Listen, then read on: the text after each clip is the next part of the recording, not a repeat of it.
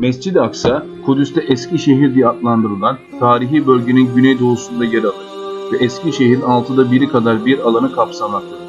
Mescid-i Aksa Külliyesi, açık alanları, yer altındaki ve yer üstündeki mescitleri, namazgahları, minareleri, kubbeleri, medreseleri, binaları, revakları ve kapıları ile birlikte dört bir yandan çevreleyen surları içermektedir.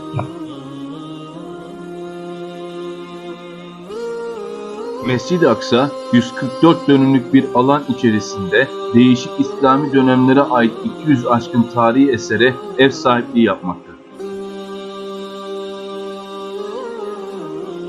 Mescid-i Aksa'nın Harem-i Şerif olarak isimlendirilmesi halk kültüründen ve bölgedeki Osmanlı kültürel mirasından kaynaklanmaktadır. Hz. Muhammed Mustafa sallallahu aleyhi ve sellem şöyle buyurmuştur: ancak 3 mescid için yolculuğa çıkılır. Benim bu mescidim, Mescid-i Haram ve Mescid-i Aksa.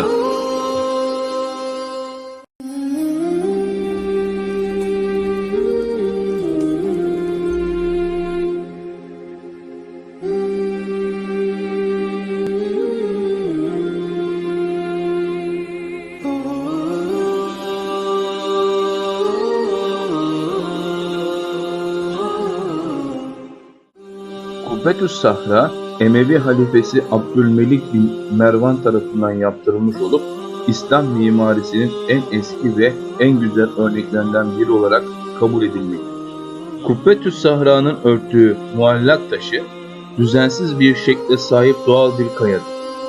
Diğer adı ise Mirac-ı Müşerrefe kayasıdır.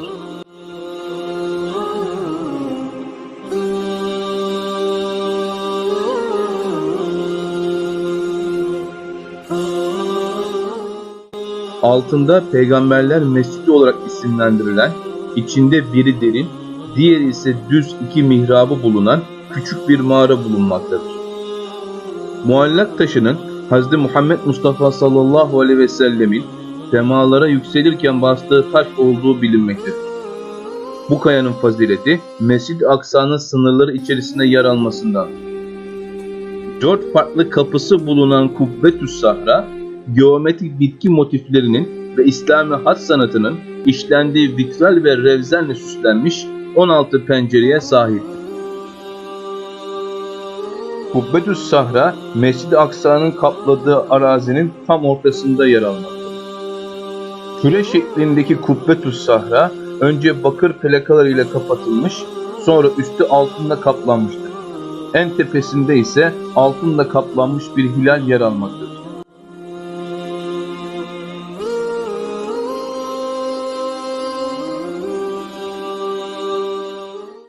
Kıble Mescidi, Mescid-i Aksa'nın güneyinde yer almaktadır. Hazreti Ömer radıyallahu anh döneminde Müslümanlar tarafından ilk olarak Kıble Mescidi, Mescid-i Aksa'nın olduğu bölgeye inşa edilmiştir.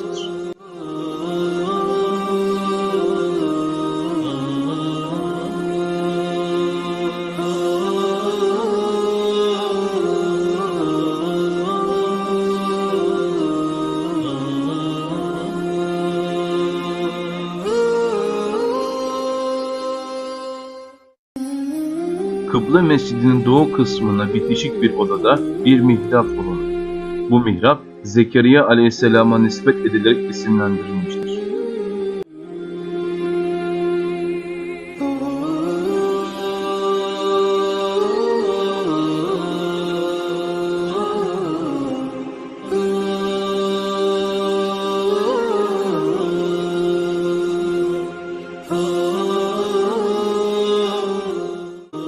...18 basamaklı taş bir merdivenle ulaşılan Kadim Aksa Mescidi, Kıble Mescidinin ortasındaki nefin altında yer almaktadır.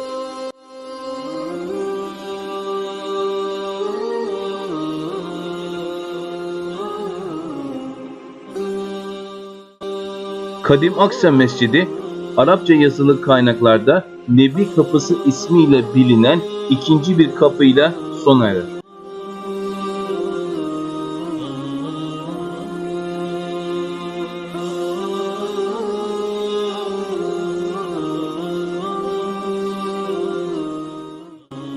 Emevi döneminde yapılan Kadim Aksa Mescidi, büyük taşlardan yapılmış direklerle çevrili iki neften oluşan, kuzeyden güneye doğru uzanan ve tonozlu çatısı olan bir yapıdır.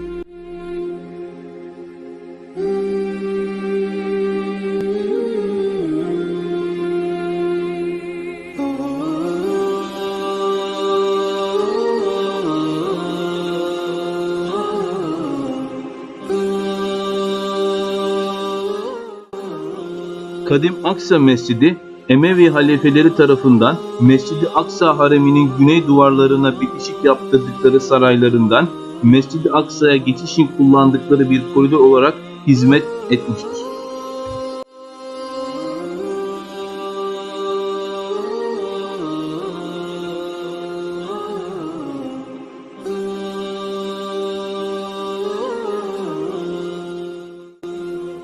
Kadim Aksa Mescidi'nde kullanılan malzemelerin Romalılar ve Herodik döneme ait olduğu bilinmektedir.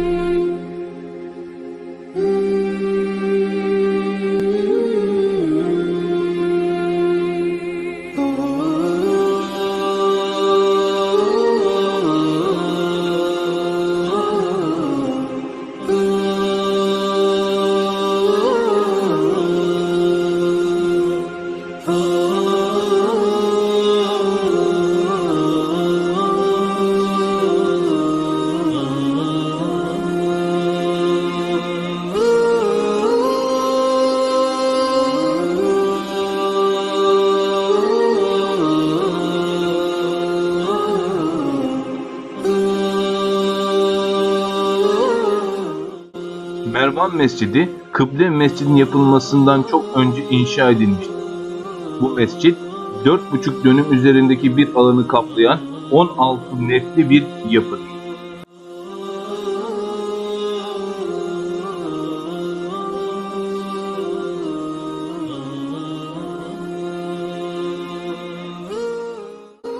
İçerisinde 6.000 kişinin namaz kılabildiği Mervan Mescidi, Mescid-i Aksa haremi içerisinde üstü kapalı mekanların en büyüğüdür.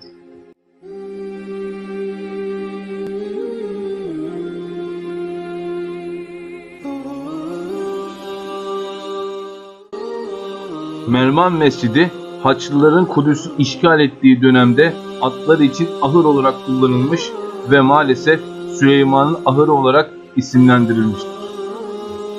Daha sonra Haçlılar Kıble Mescidi'ni kiliseye çevirerek buraya da Süleyman Mabid ismini vermiştir.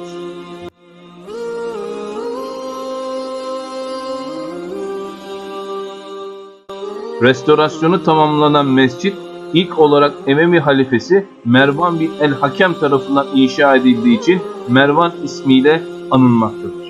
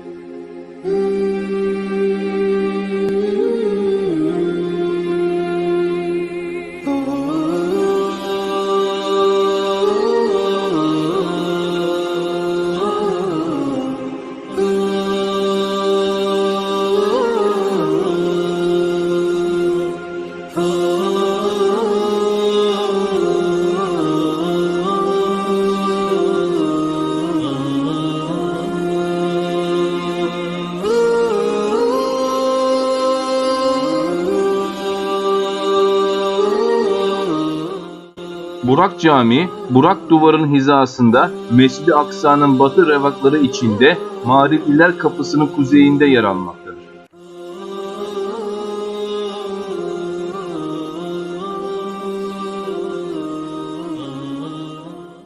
İnşa tarihi Memlükler dönemine dayanan Burak Camii namaz kılmak isteyenler için ibadete açıktır.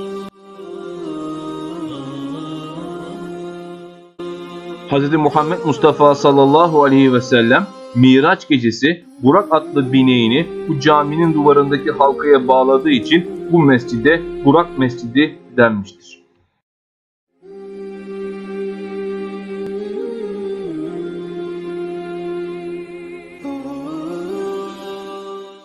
Sağ taraftaki kapı mağfiret kapısı, soldaki kapı ise rahmet kapısı olarak bilinmektedir. Mescid-i Aksa'nın en eski kapısı olan rahmet ve mağfiret kapısı, doğu surların olduğu bölgede yer almaktadır. Dış tarafında ise Bab-ı Rahme mezarlığı bulunmaktadır. Bab-ı Rahme mezarlığında sahabelerden Şeddat bin Evs radıyallahu anh ve Umade bin Samit radıyallahu anh yatmaktadır. Kapının iç kısmı Mescid-i Aksa'ya, dış kısmı ise Cehennem Vadisi'ne açılmaktadır. Rahmet ve mağfiret kapısının olduğu yerde bulunan mescit iki kemerlidir. Bir dönem dini bir kütüphane olarak kullanılan mescit, fanatik Yahudi grupları tarafından ele geçirilerek sinagog yapılmak istenmektedir.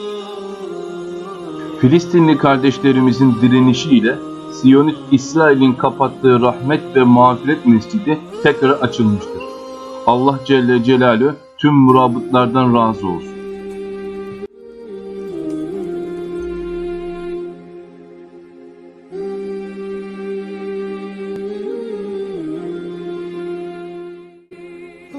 Sultan II. Abdülhamit Han tarafından yaptırılan Kubbeli Mescidin merkezinde Hz. İsa Aleyhisselam'ın taş beşiği bulunmaktadır.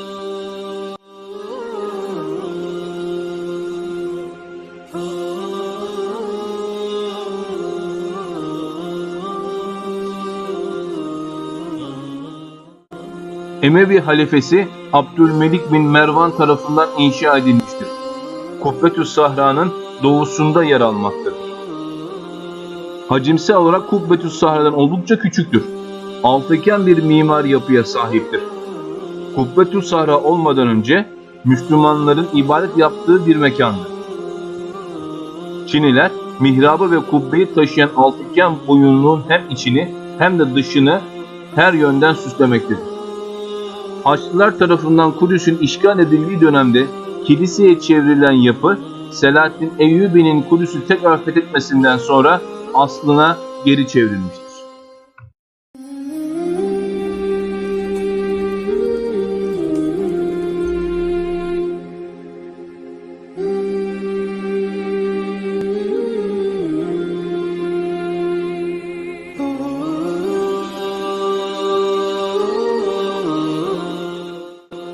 Miraç kubbesi mermerlerden 30 sütunun taşıdığı sekizgen şekilde üstü ve etrafı kapalı küçük bir yapıdır. Kubbenin içinde güney kısmına bakan bir mihrap bulunmaktadır. Hz. Muhammed sallallahu aleyhi ve sellemin miraca çıkışının bir hatırası olarak Eyyubiler döneminde inşa edilmiştir. Kubbenin en tepe noktasında taça benzeyen bir süsleme dikkat çeker.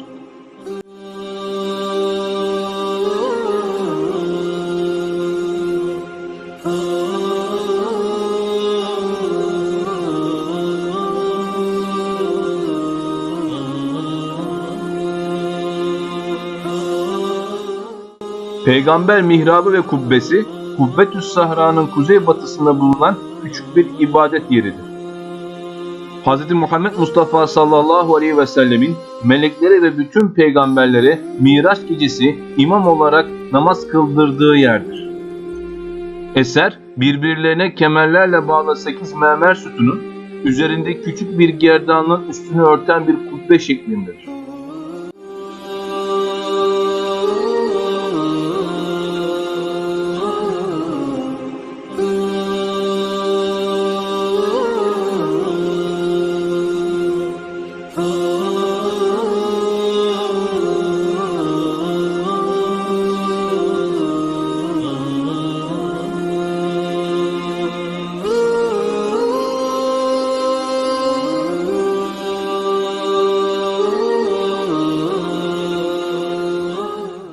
Yapımı Emeviler dönemine ait olan Süleyman Kubbesi, Mescid-i Aksa hareminin kuzeyindeki sahaların ortasında Şerefül Enbiya kapısının güneybatısında yer alan küçük bir kubbedir. 22 mermer sütunun taşıdığı sekizgen şekilde bir yapıya sahip olan kubbe, bugün Mescid-i Aksa'da görevli olan kadın vaizler için merkez ofis olarak kullanılmaktadır.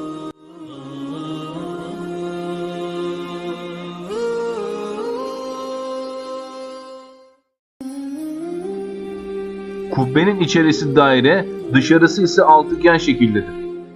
Hızır kubbesinin olduğu yerde Hz. Hızır Aleyhisselam ile Hz. Musa Aleyhisselam'ın namaz ve zikir için konakladığı bilinmektedir.